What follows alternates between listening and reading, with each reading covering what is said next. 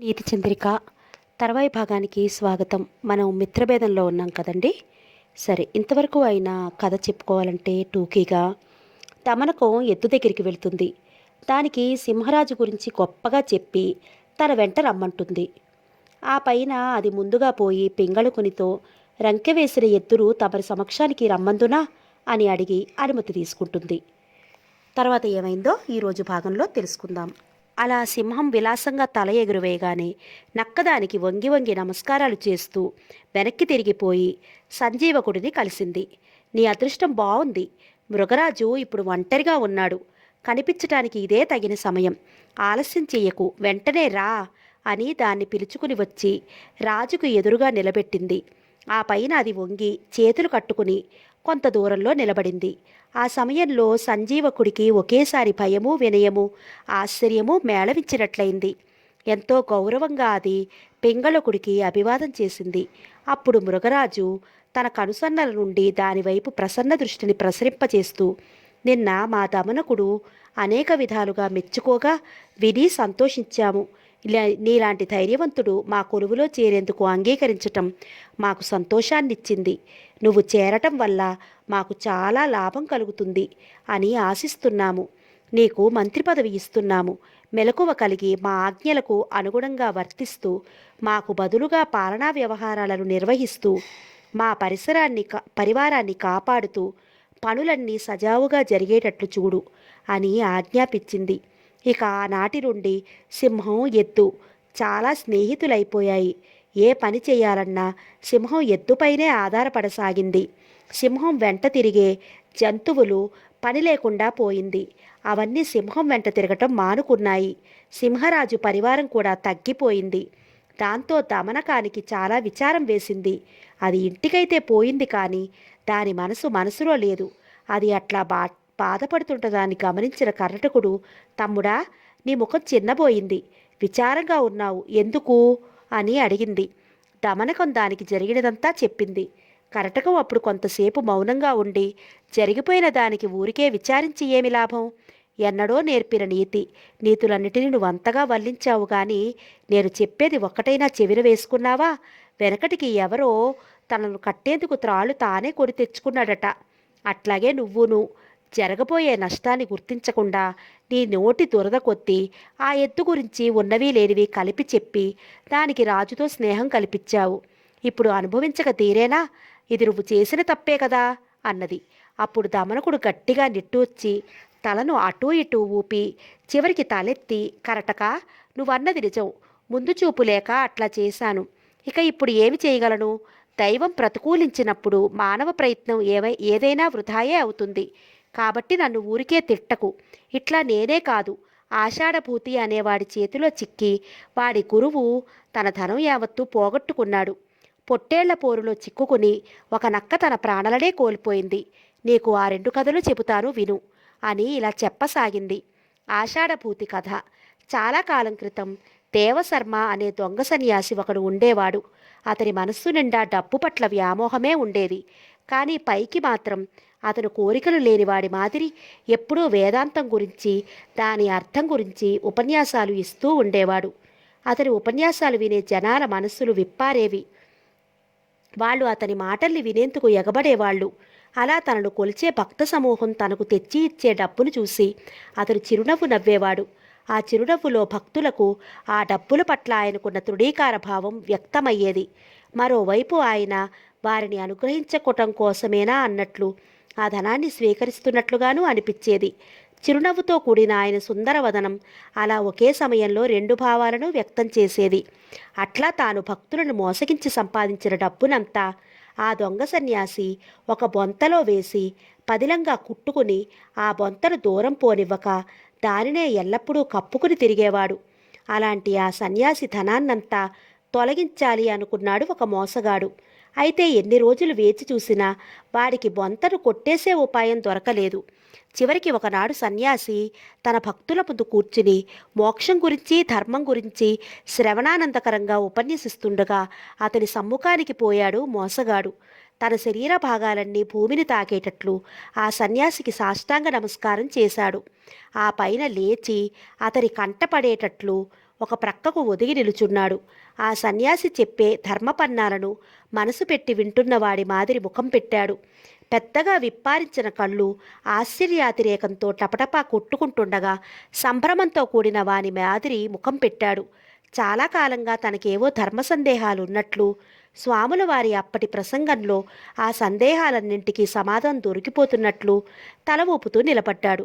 మధ్య మధ్యలో ఎవరైనా జనాలు సత్తు చేస్తే వారి వైపు చికాకుగా తిరస్కారపూర్వకంగా కనుబొమ్మలు ముడివేసి చూస్తూ తనకు వినటంలో ఆసక్తి ఉందని, తనకు శ్రవణభంగం కలిగించవద్దని చేతులెత్తి వారిస్తూ నిలబడ్డాడు. ఆ మహానుభావుడి అమృతవాక్యాలు వినటం వల్ల తనకు కలుగుతున్న ఆనందంతో వివసుడైపోయినట్లు మూసుకున్న కళ్ళల్లోకి నీళ్లు తెచ్చుకుని మరీ వణుకుతూ నిలబడ్డాడు. సన్యాసి ఉపన్యాసం ముగించిన తర్వాత వాడే పెద్ద మనిషి మాదిరి అక్కడి ప్రజలతో, స్వాముల వారు చాలా అలసిపోయి ఉన్నారు. ఇక్కడ ఉన్న వాళ్ళంతా కొంచెంసేపు ఎడంగా ఉండండి, భిక్ష తర్వాత మళ్ళీ రండి, పొండి అని వాళ్ళందరినీ పంపించేసి ఆ పైన ఒక తాటాకు విసనకర్రను చేతపుచ్చుకుని ప్రక్కన నిలబడి మెల్లగా వేచసాగాడు. అప్పుడు ఆ దొంగ సన్యాసి ప్రేమగా అతడిని చూసి, ఓయే నువ్వెవరివి, మాకు సేవలు చేస్తున్నావెందుకు, మా వల్ల నీకు ఏమి లాభం అని అడిగాడు. అప్పుడు ఆ మోసగాడు, స్వామి, నా పేరు ఆషాఢభూతి, ఇతరులకు అసాధ్యమైన గొప్ప సంపద మీలో దాక్కుని ఉన్నదని గ్రహించి ఆ ధనాన్ని కోరి వచ్చాను. నన్ను మీ శిష్యుడిగా ఉండనివ్వండి, నా కోరికను నెరవేర్చి నన్ను అనుగ్రహించండి. ఇది కాక మరేది ఇచ్చినా నేను అంగీకరించను. నేను నిజమే తప్ప అబద్ధం చెప్పేది లేదు అన్నాడు, రెండు అర్థాలు ధ్వనించేలాగా. అది విని సన్యాసి కొంచెంసేపు ఆలోచించి సరే కానిమ్మన్నాడు. ఆ పైన ఆషాఢభూతి మహావినయాన్ని నటిస్తూ సన్యాసికి ఎల్లవేళలా సపర్యలు చేస్తూ అతని వెంపడే దేశాటన చేస్తూ అవకాశం కోసం ఎదురు చూస్తూ గడిపాడు. ఒకనాడు ఆ సన్యాసి ముందుగా దారి వెంపడి పోతుండగా వెనక నుండి పరిగెత్తుకుని వచ్చిన దొంగ శిష్యుడు అతనికి ఒక గడ్డి పరకను చూపుతూ, స్వామి, నిన్న రాత్రి మనం ఒక గృహస్థు ఇంటి చావిడిలో పడుకున్నాం కదా, వాళ్ళ ఇంటి గడ్డి పరక ఒకటి నా బట్టలను అంటుకుని వచ్చింది. ఇతరుల సొమ్ము ఒక గడ్డిపోచి అయినా సరే తీసుకొనకూడదు. నేను వెంటనే వెనక్కి పరిగెత్తుకుని పోయి దీన్ని ఆ ఇంటి వాళ్లకు ఇచ్చి వస్తాను అని కొంత దూరం వెనక్కిపోయి ఆ గడ్డి పరకను అక్కడ పడవేసి కొంతసేపు అటూ ఇటూ తిరిగి మళ్ళీ వెనక్కి వచ్చి సన్యాసిని చేరుకున్నాడు. అది చూసి సన్యాసి ఆశ్చర్యపోయాడు. ఆహా, ఈ ఆషాఢభూతి నిజంగా కోరికలు లేనివాడు, మచ్చలేని చరిత్ర గలవాడు, చాలా విశ్వాసపాత్రుడు అనుకున్నాడు. తను చాలా కాలంగా శ్రమకూర్చి సంపాదించిన డబ్బునంతా దాచుకున్న ఆ బొంతను మోసేందుకు ఇప్పుడు అతనికి బద్ధకం వేసింది.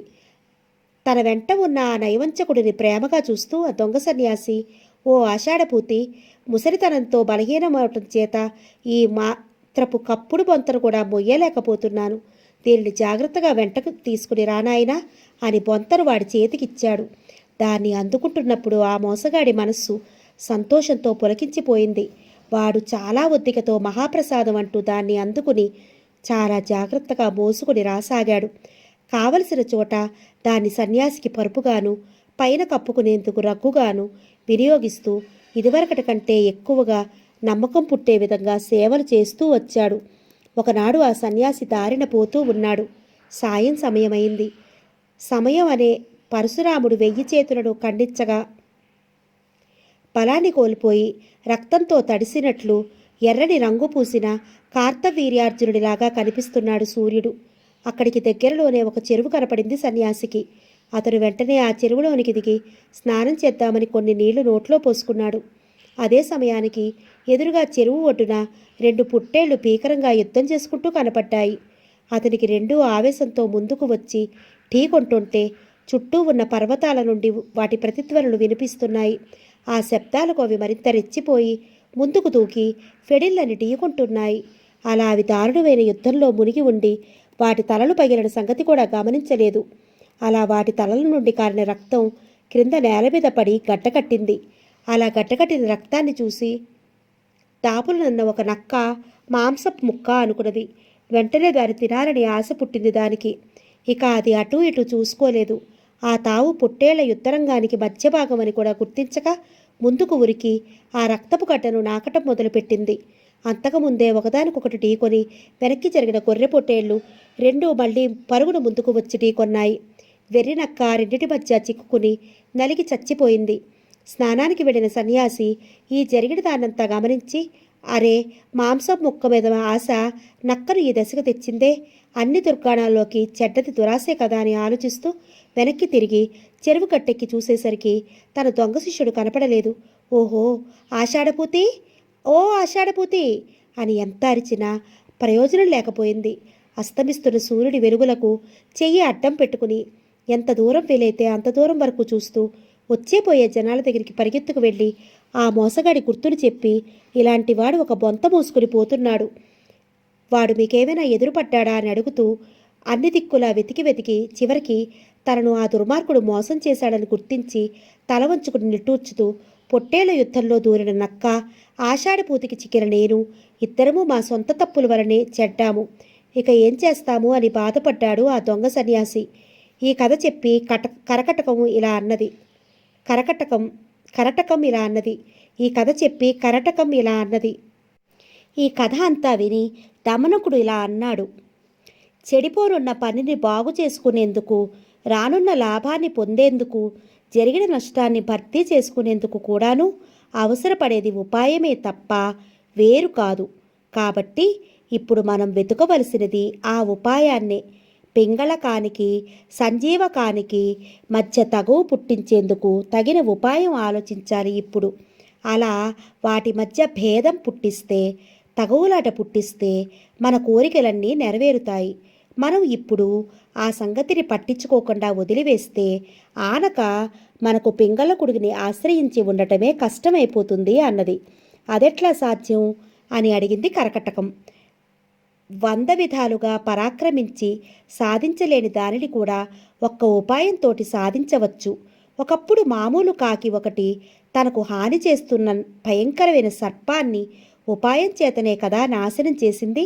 నీకు ఆ కథ చెబుతాను విను కరటకం అని దమనకం కాకి పాము కథ చెప్పసాగింది.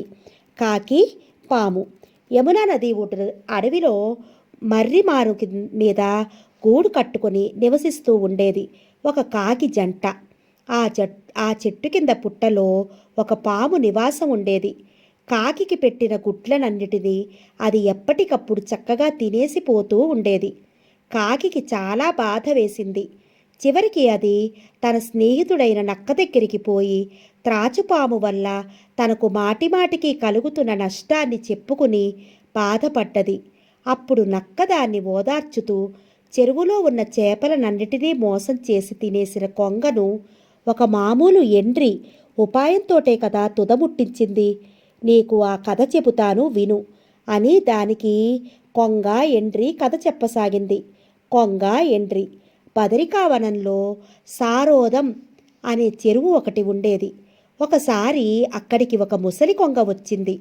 కొన్ని రోజుల పాటు అది కళ్ళు సగం మూసుకుని ఆహారం తినకుండా తీవ్రమైన తపస్సు చేసేదాని మాదిరి నీళ్లలో ఒంటికాలుపైన నిలబడి ఉన్నది.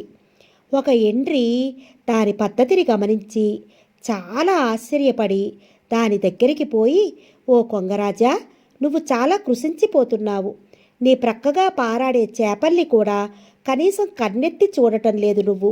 నీ ఈ ప్రవర్తనలు చూస్తే ఏదో మహాద్భుతమైన కోరికను సాధించటం కోసం నువ్వు చేపట్టిన నిరాహార దీక్షేమో ఇది అని నాకు అనుమానం కలుగుతున్నది. విచిత్రమైన నీ కథను వివరించి నా చెవులకు సంతోషాన్ని కలిగించు అన్నది. అప్పుడు ఆ కొంగ చల్లగా, ఓ కర్కటోత్తమ, నువ్వు చాలా తెలివి గలవాడివి. ఆకారాన్ని చూసి మనసులో గల భావనలను చదవగల సమర్థుడివి. కోరికలను వదిలిపెట్టి మౌనాన్ని ఆశ్రయించిన మాలాంటి వాళ్లకు కూడా నీ మాటల తీరును చూసి మాట్లాడాలని ఉత్సాహం కలుగుతున్నది. నేను పుట్టినప్పటి నుండి నా కడుపున పడి మరణించిన జంతువులు ఇన్ని అన్నీ అని చెప్పలేను. అట్లా మా జాతి సహజంగా ప్రాణహింస చేసి తద్వారా నా శరీరాన్ని పోషించుకుంటూ చాలా కాలం గడిపాను. ఒకసారి నేను గంగానదికి ఉత్తరపు గట్టున ఒక మర్రి చెట్టు మీద కూర్చుని ఉండగా ఆ చెట్టు క్రింద ఒక యోగి శ్రేష్ఠుడు తన శిష్యులకు అనేక ధర్మాలను ఉపదేశిస్తూ మోక్షాన్ని కోరేవాడు తప్పక ఆచరించాల్సిన ధర్మాలను చెబుతాను వినండి. అన్ని పాపాలకు మూలమైనది దురాశయే, కనుక మొదట దాన్ని వదిలిపెట్టాలి. అన్ని ప్రాణుల పట్ల దయ కలిగి ఉండాలి. లోభం లేకపోవటం, భూతదయ లేకపోవటం అనే గుణాలు ఎవరికైతే ఉంటాయో వాళ్ళు మిగతా ఎన్ని ధర్మాలను పాటించినా ఫలితం ఉండదు. మన జీవితం క్షణంలో నశిస్తుంది. ఇది శాశ్వతంగా ఉండేది కాదు. అందువల్ల మనిషన్నవాడు కాలాన్ని వృధా చేసుకోకుండా, ఊరికే పొద్దుపుచ్చకుండా ఉత్తమ ధర్మాలను పాటించాలి అని చెబుతుండటం విన్నాను. ఏ పుణ్యం చేసుకున్నానో కానీ ఆనాటి నుండి ఆ మహానుభావుడు చెప్పిన ధర్మాలు నా మనసులో నాటుకుని ఇక నిద్రలో కూడా మరుపుకు రాలేదు. అదుగో ఆనాటి నుండే నేను పురుషార్థాల మీద మనసు నిలిపాను. హింసతో కూడిన పనులంటే రోత పుట్టింది నాకు. నీళ్లు, నాచు మొదలైనవి తింటూ నా ఈ శరీరాన్ని నిలుపుకుంటున్నాను. మోక్షాన్నే కోరి ముని మాదిరి జీవితం గడుపుతున్నాను అన్నది. అక్కడ నివసించే చేపలు ఈ మాటలు విని చాలా సంతోషించాయి. ఆహా, ఈ మహానుభావుడు నివురుగప్పిన నిప్పులాంటివాడే, మామూలు కొంగ కాదు అని అవి దాని దగ్గరికి పోయి, ఓ మహానుభావ, నీ దయను కాస్త మాపైన కూడా ప్రసరింపచెయ్యి. కల్మషం లేని బుద్ధితో నిన్ను సేవించుకునేందుకు వచ్చామన్నాయి. అప్పుడు ఆ కొంగ వాటిని ఆదరపూర్వకమైన చిరునవ్వు వలకగా చూసి క్రీగంటే వాటిని ప్రార్థనలు స్వీకరించి ఆనాటి నుండి వాటితో స్నేహం చేసింది.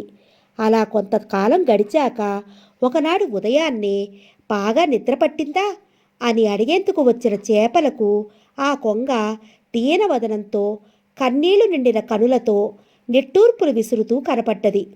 అట్లా అది ఆ చేపలను కన్నీళ్లతోటే సమాదరించి తల ఊపి కొంచెం ఆగి మాట్లాడుతూ, కాలం బలమైనది, కాలమహిమను ఎవ్వరు కాదనగలరు అన్నది. అప్పుడు ఆ చేపలు, తపోధన, చాలా కాలం నుండి నిన్ను ఎరిగిన వాళ్ళం. నువ్వు నిత్య సంతోషివి అనిపించావు మాకు. అట్లాంటి నీకు ఈ రోజున ఎంతటి దుఃఖం ఎందుకు కలుగుతున్నది అని అడిగాయి. అప్పుడు ఆ టక్కరి కొంగ జీరబోయిన గొంతుతో, నాకు రోజులు దగ్గర పడ్డాయి కదా, అందువల్ల ఇక ఊరికే ఉండకూడదు అని బంధుమిత్రులు, పిల్లా పాపలు అనే బంధాలన్నిటినీ విడిపించుకుని ఉన్నాను. సుఖంగా ఉన్నాను కదా అనుకునేంతలో నా ప్రారంధం కొద్దీ మీరొకరు నాకు తగులుకున్నారు. ఇప్పుడు మీకు ఆపద రానున్నదే అని నా మనసు తల్లట పడుతున్నది.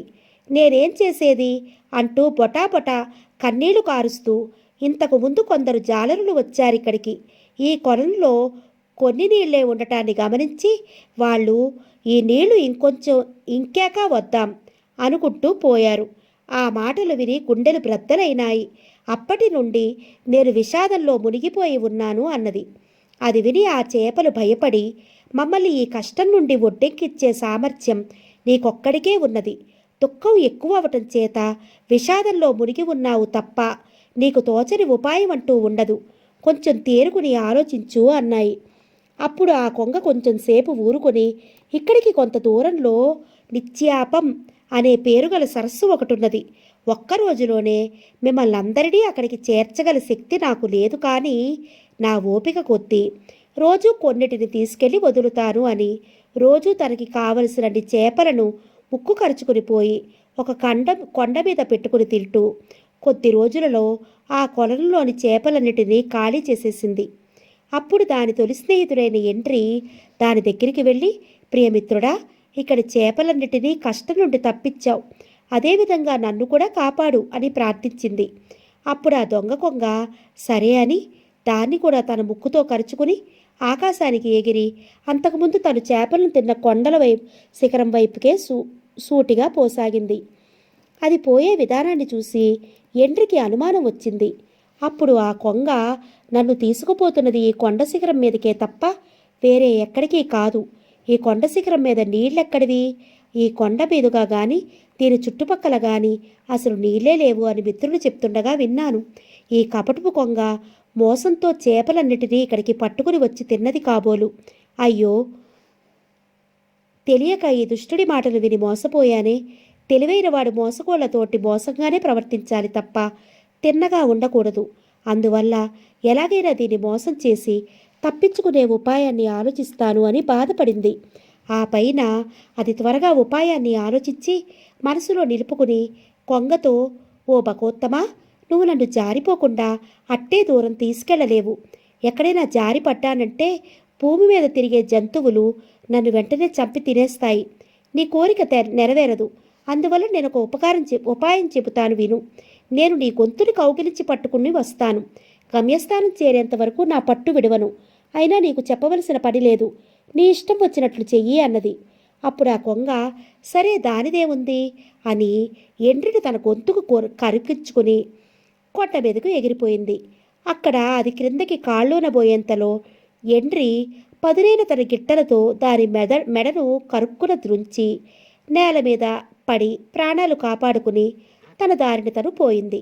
అందువల్ల నువ్వు కూడా మంచి ఉపాయం ఒకదాన్ని ఆలోచించి నీ శత్రువుని చంపు అని నక్క చెప్పింది. నక్క చెప్పిన కథను విని కాకి దాన్ని మెచ్చుకుని ఇంటికి తిరిగి వచ్చింది. యమునా నదికి దగ్గరలోనే విలాసధామం అనే పట్టణం ఒకటి ఉండేది. ఆ పట్టణపు రాజుగారి అంతఃపుర స్త్రీలందరూ కలిసి ఒక రోజున విహారం చేయటం కోసం అడవిలోకి వెళ్లారు. అడవి నిండుగా విరిసిన పూలను చూసి వాళ్ళ మనసులు పరవశించాయి. వాళ్ళు చాలాసేపు అక్కడ పూలు కోసుకోవటంలో గడిపి బాగా అలసిపోయారు. ఎక్కడైనా మంచి సరస్సు ఉంటే బావుండును కదా, జలకాలాడవచ్చు అనుకునేసరికి దగ్గరలోనే అతి మనోహరంగా ఉన్న సరస్సు ఒకటి వాళ్ళ కంటపడింది. దానితో వాళ్ళ సంతోషానికి అవధులు లేకుండా పోయాయి. ఆ వెంటనే వాళ్ళంతా తమ నగలు ఆభరణాలు అన్నీ తీసి ఒక ప్రక్కన పెట్టారు. ఒకరి చేతులొకరు పట్టుకుని మెల్లని నడకలతో వయ్యారాలు పోతూ సున్నితంగా అడుగులు వేయసాగారు. నీళ్ల లోపల మెరుస్తున్న చేపలను చూసి వాటిని మించుతున్న తమ నెచ్చెలుల శరీర శోభల్ని చూడటం కోసం తమ చూపుల్ని అటూ ఇటూ చలింపచేశారు. అట్లా కొంత బిడియంతో మరికొంత బెరుకుతో నీళ్లలోకి దిగారు. ఆ పైన వాళ్ళ భయమూ సిగ్గు పోయాయి. మించిన ఉత్సాహంతో అందరూ జలక్రీడలు మొదలుపెట్టారు. వాళ్లలో ఒక ఆమె దోసుల నిండా నీళ్లను తీసుకుని మరొక ఆమె పైన చల్లింది. ఆమె కిలకిలా నవ్వి, ఏదీ ఆపకుండా వరుసగా చల్లు చూద్దాం అని హెచ్చరించింది. వెంటనే మొదటి యువతి నవ్వుతూ జలధారలు కురిపించింది. ఆ తాకిడికి తాళలేక రెండవ యువతి ముఖానికి చేతులు అడ్డుపెట్టుకుని ముఖం తిప్పుకుని ఇంకొక చెయ్యెత్తి దండం పెడుతూ, అమ్మమ్మ చాలు తల్లి, నీ జోలికిక రాను, ఆపు ఆపు అన్నది. ఇంతలో ఒక ఆమె అందుకుని, అయ్యో ఇంత పిరికిదానివా అన్నది. మరొక యువతి కల్పించుకుని, అంత చిన్నవాళ్లతోటి కాదమ్మా, నీ గొప్పతనం నా ముందు చూపించు అని ఆవేశం కల్పించింది. ఆ పైన ఇక ఆమె మొదటి యువతి ఒకరిపైన ఒకరు నీళ్లను చల్లుకుంటూ ఒకరిని మించి ఒకరు జలధారలు కురిపిస్తూ ఆ ధారలలో వెనుతీయక తడుస్తూ జలయుద్ధం మొదలుపెట్టారు. మిగిలిన వాళ్ళంతా వాళ్ళ చుట్టూ చేరి వారిస్తూ, చాలు చాలు, ఇదేమీ ఆవేశమమ్మా అనగా అనగా చివరకు వాళ్ళు యుద్ధం ఆపి చిరునవ్వులు చిందించే ముఖాలతో రొప్పుతూ నీళ్లలో నిలబడ్డారు. ఆలోగా మరికొందరు ఇద్దరిద్దరుగా జట్లు కట్టి తమ తమ ఆభరణాలను పందెం వేసుకుని ఎవరు ముందు తీరాన్ని తాకుతారో చూద్దామని అతివేగంగా ఈదుతూ నీళ్లని కకావికలం చేయసాగారు. అయ్యయ్యో, ఎందుకమ్మా ఊరికినే నీళ్లను అతలాకుతలం చేస్తారు అని మిగిలిన వారు వారిస్తే, ఏమున్నది, మనల్ని చేరిన వారికి నీ క్షోభ తప్పదు కదా అని నీటికి అనే రెండర్థాలు స్ఫురించేటట్లుగా చతుర్లాడుతూనే పోటీని కొనసాగించారు. తీరాన్ని తాకి నేను గెలిచాను, నువ్వు ఓడావు అని నవ్వుతూ ఓడిన వాళ్ళను ఎగతాళి చేస్తూ వాళ్ళ మీదకి జలధారల్ని కురిపిస్తూ అనేక విధాలుగా సంతోషపడుతూ జలవిహారం చేయసాగారు. అంతలో ఆ కాకి చప్పుడు చేయకుండా వెళ్ళి వాళ్ళు అంతకుముందు సరస్సు ఒడ్డున విడిచిన నగలలో బాగా మెరుస్తూ అందం ఒలుకుతూ ఉన్న ఒక పెద్ద హారాన్ని ముక్కును కరుచుకుని పారిపోయి కొంచెం దూరంగా ఒక చెట్టు కొమ్మ మీద కూర్చుని వాళ్ళల్లో ఒక యువతి కంటపడ్డది. అప్పుడు ఆమె చాలా ఆశ్చర్యంతో, ఇదేమి విచిత్రం, రత్నహారాన్ని కాకి ఎత్తుకెళ్ళింది చూడండి అని గట్టిగా చెప్పగానే మిగిలిన వాళ్ళంతా ఒక్కసారిగా తలలెత్తి కళ్ళన్ని విప్పారించి కాకి వైపుకు చూసి ఆశ్చర్యంతో ఇదేమి అని ముక్కున వేలు వేసుకున్నారు. వాళ్ళల్లో ఒక ఆమె, ఓహోహో, ఎర్రగా మెరుస్తాయి కదా పద్మరాగాలు, అవి పొదిగిన హారాన్ని చూసి ఈ వెర్రికాకి మాంసపు ముక్క అని భ్రమపడింది కాబోలు అన్నది. మరొక యువతి, కాదు కాదు, ఆ నగదానికి నచ్చి ఉంటుంది, మెడలో వేసుకుని కులుకుదామనుకుని ఉండొచ్చు అని నవ్వి, నీ ముఖానికి ఈ హారమొక్కటే తక్కువైందా అని ఎకసెక్కాలాడింది. చక్కని హారమమ్మా, ఈ దొంగకాకి ఎక్కడి నుంచి వచ్చిందో, దీన్ని ఎక్కడికి తీసుకువెళ్ళి పడేస్తుందో, అది ఎవ్వరి పాలపడుతుందో అని బాధను వ్యక్తం చేస్తూ, అయినా ఏమీ పర్వాలేదు, నీళ్లలోనో అడవిలోనో పడి ఎవరికీ కాకుండా పోవటం కంటే ఎవరో ఒకరి చేతుల్లో పడటమే మంచిదిలే అన్నది మరొక ఆమె. పిట్టకు అలంకారాలతో పని ఏమున్నది, దీనికి ఏదో కారణం ఉండి ఉండాలి, నిలకడ మీద తెలుస్తుంది అన్నది ఒక యువతి. ఇలా వాళ్ళంతా ముచ్చటించుకుంటూ ఉండగా కొందరు పరిచారికలు ఆ కాకి ఏ వైపుకు పోతుందో ఏమారకుండా జాగ్రత్తగా చూస్తూ ఉండండి అని అక్కడి ద్వారపాలకులను నియోగించారు. ఆ పైన తాము త్వరగా వెళ్ళి రాజభవనంలోని మగవారికి ఈ సంగతి చెప్పి వారిని వెంటబెట్టుకుని వచ్చారు. కానీ అంతవరకు ప్రశాంతంగా అక్కడే వేచి ఉన్నది. ఇక అందరూ రాగానే అది మెల్లగా పైకెగిరింది. మెల్లగా తన గూడు ఉన్న చెట్టు వైపుకు పయనించింది. తర్వాత ఆ చెట్టు కిమ్మ మీద కూర్చుని రాజభటులందరూ చూస్తుండగా ఆ నగను సూటిగా చెట్టు క్రింద ఉన్న పాము పుట్టలో పడేటట్లు ఎంతో నేర్పుతో జారవిడిచింది. పగడాలు కూర్చిన ఆహారం ఎర్రగా మెరుస్తూ పాము పుట్టలోకి జారటం అలా రాజభటులు కంటపడగానే వాళ్ళు ఆ పుట్ట చుట్టూ మూగారు. పారలు, గుణపాలు మొదలైన సాధనాలను తెప్పించారు. ఆ పుట్టను పెకిలించారు. వెంటనే అందులో త్రాచుపాము కోపంతో విషపు జ్వాలలు చిమ్ముతున్నట్లు బుసకొడుతూ తన పుట్టను త్రాకిన వాళ్ల ప్రాణాలు తాగేసేందుకా అన్నట్లు నాలుకలు అల్లాడిస్తూ బయటికి దూకి వాళ్లపైన పడేందుకు ప్రయత్నించింది. అప్పుడు ఆ రాజభటులు తమ చేతుల్లో ఉన్న దుడ్డుకొర్రలతో దాన్ని అదిమిపట్టి చంపారు. అటుపైన వాళ్ళు తీరికగా ఆ పుట్టలో వెతుక్కున్నారు. తమ హారాన్ని తాము తీసుకుని పోయారు. అట్లా పాము పీడ నుండి విముక్తి చెందింది కాకి. అటుపైన చాలా సుఖంగా జీవించింది. కాబట్టి ఉపాయంతో సాధించలేని పని అంటూ ఏదీ లేదు.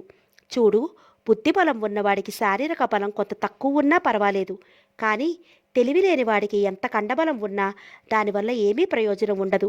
చాలా కాలం క్రిందట ఒక కుందేలు తన తెలివిని ఉపయోగించి ఒక సింహాన్నే చంపగలిగింది. నీకు ఆ కథ చెబుతాను, జాగ్రత్తగా విను. కుందేలు సింహం కథ. ఒక అడవిలో సత్వసారం అనే సింహం ఉండేది. అది ఆ అడవిలోని జంతువులను అన్నింటినీ దొరికిన వాటిని దొరికినట్లు పట్టుకుని చంపి తినేస్తూ ఉండేది. దానితో అక్కడ జంతువులన్నీ ఎప్పుడూ విపరీతమైన భయంతో వణికిపోతూ ఉండేవి. అవన్నీ ఒకసారి ఒక చోట చేరి అనేక విధాలుగా ఆలోచించాయి. అయితే తమ కష్టాలు తీరే మార్గం కానరాలేదు వాటికి. అందువల్ల అవి ప్రస్తుతానికి ఏమి చేద్దామని ఆలోచించుకున్నాయి. చివరికి అన్నీ కూడబలుక్కుని ఒక్కసారిగా సింహం దగ్గరికి పోయాయి. బిక్కుబిక్కుమంటూ ప్రాణాలు అరచేత పట్టుకుని దూరంగా నిలబడి అవన్నీ సింహానికి నమస్కరించాయి. ఓ మృగరాజా, మేమందరము తమరికి ఒక విన్నపం చేసుకునేందుకు వచ్చాము. మా మీద కనికరం ఉంచి వినండి. తమరి ప్రతాపం ముందు ఈ ప్రపంచంలోని దుష్ట ఏనుగులన్నీ గడ్డి పోచలతో సమానం. ఇక మా వంటి అల్పులను లెక్కింపవలసిన పని ఏమున్నది? ఏదో దయగలవారు కనుక ఇన్నాళ్ళు ప్రాణాలతో వదిలారు.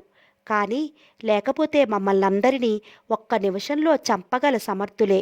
తమరు అంత కరుణామూర్తులైన తమ ముందు మా ప్రార్థనలు వృధా కావనే విశ్వాసంతోటే తమ సొమ్ముఖానికి వచ్చేందుకు సాహసించాము.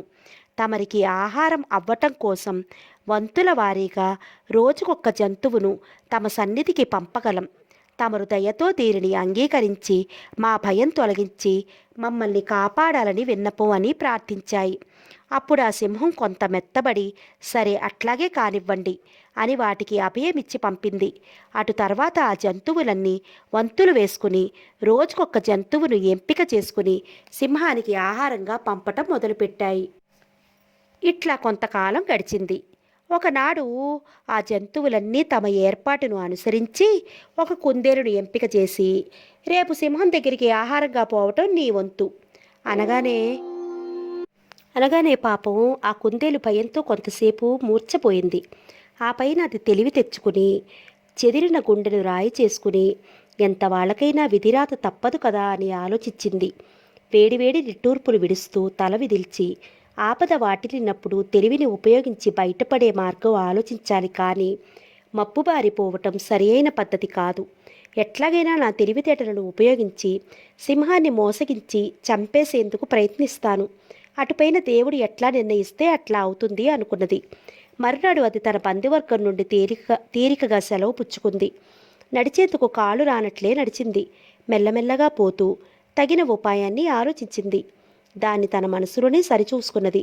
అటు తర్వాత అది ఇంకొంచెంసేపు అడవిలోనే అటూ ఇటూ తిరిగి ఆహారపు సమయాన్ని తప్పించింది. ఆ పైన మెల్లగా సింహం దగ్గరికి పోయి దానికి నమస్కరించింది. దాన్ని చూడగానే సింహానికి కోపం నషాలాన్ని కట్టింది. దాని చూలు పైకి లేచి నిలబడింది. భయంకరంగా ఉరుములు విరిమినట్లు గర్జిస్తూ మెరుపుల్లాంటి చూపులతో చూసింది. ఆహాహా, మేము చూపిన ఓర్పుకి ఫలితం ఎంత బావున్నది! కుడితే తేలు, కుట్టకపోతే కుమ్మరి పురుగు అంటారు కదా.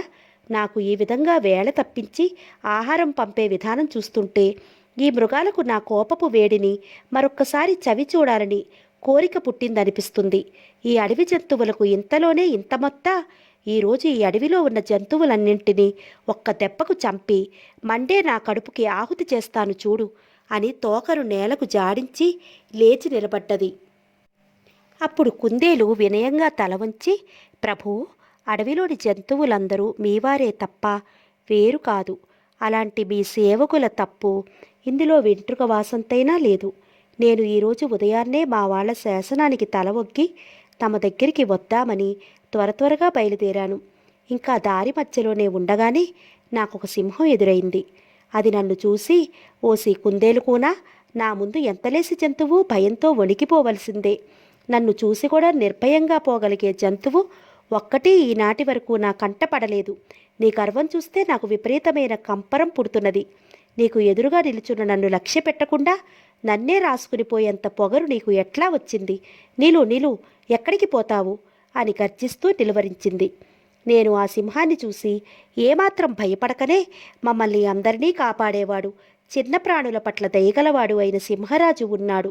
ఆ మహామహుని సన్నిధికి పోతున్నాను. నన్ను ఆపకు. ఆ రాజుకు కొంచెం కోపం వచ్చిందంటే చాలు, లోకమంతా అతలాకుతలమైపోతుంది అన్నాను. అప్పుడు ఆ సింహానికి చాలా కోపం వచ్చేసింది. మిట్ట మధ్యాహ్నం వేళ ప్రకాశిస్తున్న సూర్యబింబం మాదిరిగా మండుతూ అది, ఆహాహా, ఇంతకాలానికి గాని ఇట్లాంటి వింత మాట వినపడలేదే. ఈ అడవిలోని జంతు సమూహాలన్నింటికీ నేనొక్కడినే ప్రభువును, మరి నాకు ప్రభువు ఎవరబ్బా? ఎవరైనా ఒళ్ళు మరచి అందరి ఆ పదవి కోసం గంతులు వేసేందుకు సిద్ధపడితే నేను వాళ్లను నా బలం అనే అగ్నికి ఆహుతి చేస్తాను. నువ్వు ఇంతకు ముందు ఎవరో నీ ప్రభు అన్నావే, వాడిని చూపెట్టు. ఇప్పుడే వాడి మీద యుద్ధానికి పోతాను. వాడిని చూపకపోతే నిన్నే తినేస్తాను అని బెదిరించింది. దాని బారి నుండి తప్పించుకునే మార్గము లేక నేను చివరికి దానితో సరేలేండి, అట్లాగే వెంట పెట్టుకుని వచ్చేస్తాను అని నమ్మబలికి చివరికి మీ దగ్గరికి రాగలిగాను. అందుకే ఇంత ఆలస్యమైంది అన్నది. కుందేలు మాటలు విన్న సింహరాజుకి అంతులేని కోపం వచ్చింది. తక్షణమే ఆ దుష్ట జంతువును చూపెట్టు, దాని యమపురికి సాగనంపనిదే ఊరుకోను, నాకు దారి చూపిస్తూ ముందు నడు అని ఆజ్ఞాపించింది. కుందేలు వినయం ఆశ్చర్యం కలగలిసినట్లు ముఖం పెట్టి, సరే సరే రండి, ఇటు రండి అని వేగంగా ముందుకు నడుస్తూ దాన్ని తీసుకుపోయింది. దూరంగా ఉన్న ఒక బావి దగ్గరికి ఆ సింహాన్ని తీసుకుపోయి, ఓ జంతుకుల సార్వభౌమ, నీ శత్రువు అదిగో ఆ బావిలో ఉన్నది, తొంగి చూడు అన్నది. సింహం బావిలోకి తొంగి చూసింది. బావిలోని నీడల్లో దానికి తన ప్రతిబింబమే దర్శనమిచ్చింది. ఆ ప్రతిబింబాన్ని వేరే సింహం అనుకున్నదది.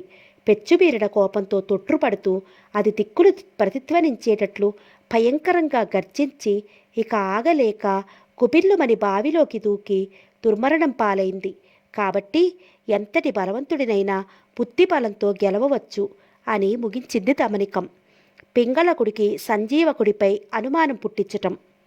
అట్లా తన అన్నకు సింహం కుందేలు కథ చెప్పి, అది కాటకము పాటకము అనే రెండు నక్కలు గతంలో పింగళకుడిని సేవించుకుంటూ ఉండేవి. తప్పు పనులు చేసిన కారణంగా వాటిని రాజుగారు వెళ్ళగొట్టారు. ఇప్పుడు అవి మళ్ళీ రాజానుగ్రహం పొందటం కోసం సంజీవకుడి వెంట తిరుగుతున్నాయి.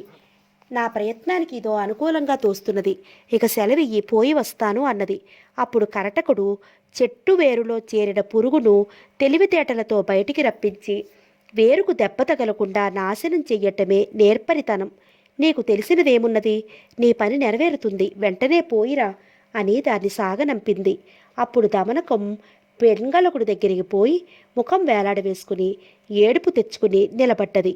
కొద్దిసేపటికి పింగళకుడు దాన్ని చూసి, దమనక, ఎందుకు ఇట్లా స్తబ్దంగా నిలుచున్నావు? మాకు అతి సన్నిహితుడివి నువ్వు. ఈ లోకంలో బ్రతికి ఉందామనుకునేవాడెవ్వడూ నీకు కీడు తలపెట్టేంత సాహసం చెయ్యడు.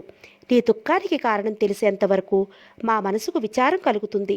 అందుకని సందేహించక చెప్పు అన్నది. అప్పుడు దమనకుడు దానితో, ప్రభూ, తెలివి తక్కువ ఘోరమైన తప్పు ఒకటి చేశాను. నన్ను కరుణించి క్షమించండి. సేవకుడు తను చేసిన తప్పుల్ని యజమానితో చెప్పకుండా దాచి మోసగించకూడదు. అట్లా మోసం చేసిన నాడు అటూ ఇటూ కాకుండా పోతాడు. అది అట్లా ఉండనివ్వండి. అనేక మంది సుఖంగా బ్రతికేందుకు ఆధారమైన పుణ్యపురుషుడికి ఏమైనా కీడు జరిగితే అది ఆలోచించవలసిన సంగతి కానీ మా వంటి అల్పప్రాణి ఒకదానికి కష్టం వచ్చినా సమస్య లేదు. దానివల్ల ఆకాశమేవి కూలిపోదు. ప్రభుల వారి ఎదురుగా నిలబడిన సేవకుల ప్రవర్తన ఎల్లప్పుడూ అద్భుతంగానే ఉంటుంది. అందువల్ల ప్రభు అన్నవాడు గూఢచారులను నియోగించి తన సేవకులను తన చాటున ఏదో విధంగా ప్రవర్తిస్తున్నారు అని తెలుసుకుంటే ఏ విధంగా ప్రవర్తిస్తున్నారు అన్నది తెలుసుకుంటూ ఆ నివేదికల ఆధారంగా మిత్రువులను శత్రువులను వేరుపరిచి వారి పట్ల కృపను లేదా వైరాన్ని ప్రదర్శిస్తూ ప్రజలు అనే వృక్షానికి తల్లివేరు అయిన తనను ఎల్లప్పుడూ కాపాడుకోవాలి. ప్రభు సేవకుడు ఏదేదో చెబుతున్నాడని ఉపేక్షించక వినండి. సంజీవకుడి ప్రవర్తన చూస్తే ఇదివరకటిలాగా లేదు. అన్యాయంగా మాట్లాడకూడదు. మొదట్లో సంజీవకుడి ప్రవర్తన అనన్య సామాన్యంగా ఉండేది. అతని మంచితనాన్ని చూసి మేమందరం చాలా ఆశ్చర్యపడేవాళ్ళం. ఆ రోజుల్లో ఇతడు మిమ్మల్ని కల్మషం లేని ప్రేమభావంతో కొలిచేవాడు. ఆకలి తప్పులని గాని నిద్ర అని గాని చూడక ఎల్లవేళలా మీ సేవలోనే మునిగి ఉండేవాడు. చక్కెరను తిని చేదు అనకూడదు. ఆనాటి ప్రవర్తనను బట్టి చూస్తే సంజీవకుడు అసలు ఈ లోకపువాడు కాడేమో అనిపిస్తుంది. మరి ఏ కాలదోషమో కానీ ఆనాటి సంజీవకుడు ఈసారి సంజీవకుడు కాదు అనిపిస్తున్నది. ఆ రోజుల్లో ఇతను మీ మంచితనాన్ని వేణోళ్లా కొనియాడుతూ ఉండేవాడు. ఆ సమయంలో అతనిలో కనబడే సంపూర్ణ ఆనంద పరవశత్వానికి హద్దులు ఉండేవి కావు. రాను రాను మాలాంటి వాళ్ళం ఎవరమైనా మిమ్మల్ని మెచ్చుకుంటే నిజం నిజం, అవును అవును అని పొడి పొడి మాటలతోనే చాలిస్తూ వచ్చాడు. ఆ తర్వాత దేవరవారి గొప్పతనాన్ని చిరునవ్వుతో వినటమే కానీ అవునని కాదని అనటం కూడా కరువయింది. ఈ మధ్యకాలంలో మరి ఏమి కథో కానీ ప్రభువుల ప్రస్తావన వచ్చినప్పుడు అతనితో తెచ్చిపెట్టుకున్న సంతోషమే తప్ప నిజమైన చిరునవ్వు చివురంతైనా కనపడటం లేదు. ఈ మధ్య ఇతని అభిప్రాయాలను తెలిపే ముఖకవళికలు కొంచెం వింతగా కనపడుతున్నాయి. దీనికి కారణం ఏమిటా అని నా మనస్సులో ఏడ్చుకుంటూ ఉన్నాను. ఈ రోజున నా మిత్రులు కొందరు మాటల సందర్భంలో ప్రభువు చేత వెళ్ళగొట్టబడిన కొందరితో సంజీవకుడు స్నేహం నేర్పుతున్నాడు. కాటక పాఠకులతో అతను నిత్యము ఏవేవో మంతనాలు అడుగుతున్నాడు అని చెప్పారు. మంతనాలు ఆడుతున్నాడు అని చెప్పారు. దాన్ని బట్టి ఇతని ప్రవర్తనలో మార్పును అర్థం చేసుకోగలిగాను. ప్రభువు మేలు కోరేవాడు. కలలోనైనా స్వామిద్రోహులతో నేస్తం నెరిపేందుకు పూనుకుంటాడా అని చెప్పి అటూ ఇటూ కలియ చూసి చేతితో నోరు మూసుకుని ప్రభువుల చెవి దగ్గరగా తన నోటిని చేర్చేందుకై మోరసారించి గుసగుసగా ఇది తమరి సన్నిధిలో ఉన్న సేవకులకు అందరికీ తెలిసిపోయి ఉండవచ్చు. సంజీవకుడుంటే అంటే ఉన్న భయం కొద్దీ ఇక్కడి వాళ్ళు బయటపడకుండా ఉన్నట్టున్నారు. ఇంత ఎందుకు, ఏ ఒక్కడిని పిలిచి విచారించినా కథంతా తమరి చిత్తానికి అర్థమైపోగలదు అని ఊదింది. అది విని పింగళకునిలో అపారమైన రోషం విషాదం పెళ్ళుబికినాయి. అతను సేవకుడొకడిని పిలిచి, ఇదిగో నిజం చెప్పు, ఇక్కడ పనిచేసే వాళ్ళలో ఎవరైనా కాటక పాఠకులతో స్నేహంగా ఉంటున్నారా అని అడిగాడు. వాడు భయంతో కంపిస్తూ కుటకలు మృంగగా, పింగళకుడు భయపడకు, నిజం చెప్పు, నీ ప్రాణానికి ఏమీ అవ్వదు అని మాట ఇచ్చాడు. దానితో నోటి వెంట మాట పెగిలి వాడు, అయ్యా, సంజీవకుడు వారి చేరికకు అంగీకరించినట్లు కనబడుతున్నది అని చెప్పాడు. అప్పుడు ప్రభువు, సరే, మేము నిన్ను ఇట్లా అడిగామన్న సంగతి ఇక్కడే మరిచిపో, బయటికి ప్రొక్కనివ్వకు, ఇకపో అని వాడిని పంపించి ఏమి చెయ్యాలో తెలియని వాడిలాగా దుఃఖితుడై నేలవైపుకు చూస్తూ కూర్చున్నాడు. వెంటనే దమనకుడు ఇట్లా అన్నాడు, దీన్ని పట్టి చూస్తే మనతో సంజీవకుడు సన్నిహితంగా వర్తించే అవకాశం ఇక లేదనే తోస్తున్నది. మనం అతని గురించి కొంత తెలుసుకున్నాము కనుక ఇక మీదట మన మనసుకు కూడా గతంలోలాగా అతని పట్ల దగ్గరతనం ఉండదు. అయినప్పటికీ ఇతను చాలా కాలంగా ప్రభువుల ఆస్థానంలో ఉండి మనసుకు దగ్గరైనవాడు, చిరకాలంగా సేవిస్తున్న అనుచరుడు. తెలిసి తెలియక ఏవైనా అపరాధాలు చేస్తే క్షమించాలి కానీ బయటి వాళ్లలాగా వాడిని వెళ్ళగొట్టడం ధర్మం కాదు. కాబట్టి ఇతడు ఇంతవరకు చేసిన తప్పుడు పనులను బయటపెట్టి భయం పుట్టించి క్షమాపణ కోరేటట్లు చేసి ఇక మీదట ఎన్నడూ ఇట్లాంటి పనులు చేయకు అని కఠినాతి కఠినంగా చెప్పి ఎప్పటిలాగే అతని సేవలను అంగీకరించటం అన్ని విధాలుగా మంచిది అని తోస్తున్నది అని. అది విని మృగరాజు తల ఎత్తి దమనకుడి ముఖం మీద చూపులు నిలిపి కొంచెంసేపు ఆలోచించి రాజద్రోహులకు ఎంత శిక్ష విధించినా చాలదు, అయినప్పటికీ చాలా కాలంగా నన్ను సేవించిన అటువంటి వాడి పట్ల నా మనసు మెత్తనై తెగింపుకు సమ్మతించటం లేదు, కాబట్టి వాడిని వెళ్ళగొట్టేద్దాము, నువ్వు చెప్పినట్లే చేసేద్దాము అన్నాడు. అప్పుడు ఆ నక్కల రాజు, ఇది ఇప్పటికి తోచిన మార్గం అయినప్పటికీ సహసా విదతీత నక్రియ అని సామెత, అంటే తొందరపడి ఏ పనిని చెయ్యకూడదు. అందువల్ల ఈ విషయాన్నంతా వేరొక బుద్ధి కుశలరులు ఎవరితోనైనా తమ మనస్సుకు నచ్చిన వారితో విచారించి చూద్దాం. ఆ పైన తమకు ఏది సరైనదిగా తోస్తే అది చేయవచ్చు. బాగా ఆలోచించి చేస్తే ఏ తప్పు జరగదు, ఆలోగా జరిగే నష్టమూ ఏదీ లేదు కదా అన్నది. అది విని సింహరాజు, ఇక్కడ ఉన్న వాళ్ళవంతా నీకు తెలిసిన వాళ్లే, వాళ్ళ తెలివితేటలు ఎంతటివో నీకు తెలియనిది కాదు, నీ మనస్సుకు తోచిన వాళ్ళెవరో చెప్పు అన్నది. అప్పుడు దమనకుడు కొంచెంసేపు కనురెప్పల ఆర్పకుండా పైకి చూసి మళ్ళీ మృగరాజును చూసి, మా అన్న కరటకుడు వివేకవంతుడు, ప్రభువుల వారి హితం కోరేవాడు, ఈ పనికి అతడే సరైనవాడు అని నా మనస్సుకు తోస్తున్నది. తమరి ఆజ్ఞ అయితే అతని నేను ఇప్పుడే ఇక్కడికి రప్పిస్తాను అని చెప్పి ఒప్పించి ఒక రాజభటుని పంపి కరటకుడిని అక్కడికి పిలిపించింది. మిగిలిన కథ రేపు చెప్పుకుందాము.